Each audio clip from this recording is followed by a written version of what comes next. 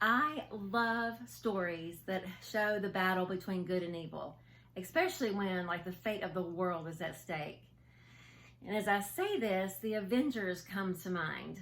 We have followed the adventures of the Avengers over the past few years.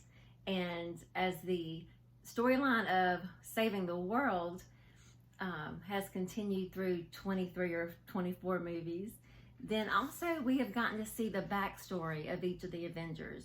We've gotten to know them. We've gotten to see what parts of their lives triggered their desire to fight against evil.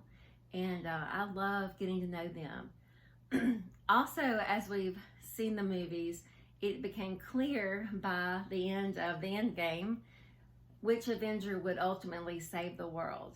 And I have to tell you, I was not happy with the writers of the movie at the end of the movie. I don't like anything to happen to the good guys.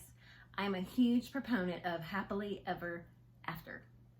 But as I've gone back and rewatched the movies with the end in mind, I can see the breadcrumbs, the clues that the writers put in each of the movies to show why the whole set of movies had to end the way it did.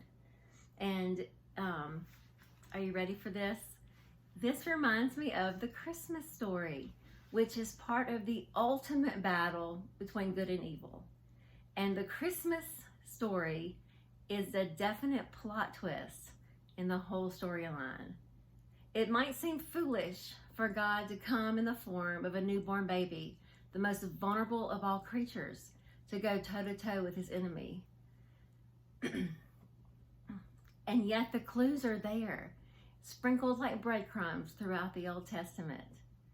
Because the Christmas story is part of a larger story, a story that began before God said, "Let there be light," a story that includes the Garden of Eden, the cross, the resurrection, a story that is still unfolding.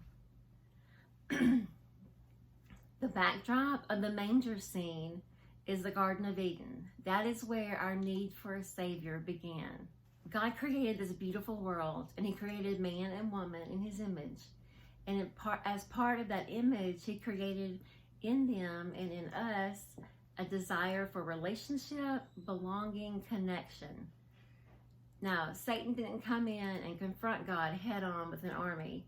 Instead, he slithered in and convinced Eve that the face-to-face relationship she had with God was not enough. Through his words, he convinced her to doubt the love, intention, and goodness of God. And isn't that the way he still works in us today? He makes us doubt God's love for us, his intentions for us, and his goodness to us. He must have celebrated as he saw them take the bite of that fruit. The precious souls that God had created and loved had rejected him. And with that bite, God's beautiful world became enemy territory. It looked like the enemy was going to win, like that was the end of the story. But then, at just the right time, God stepped into history. It was the beginning of the fulfillment of God's promise that he made way back in Genesis 3. It was the beginning of God setting things back right. It was the beginning of saying, this is not the way it's supposed to be, and I'm going to make it right. It was the tiniest beginning that changed everything. When we look at the Christmas story with the end in mind, we see why the gospel is called the good news. Jesus came to be with us. He came to show us what God is like, and he came to do what was necessary to restore the broken relationship between us and God. He did what we could not do. We were helpless.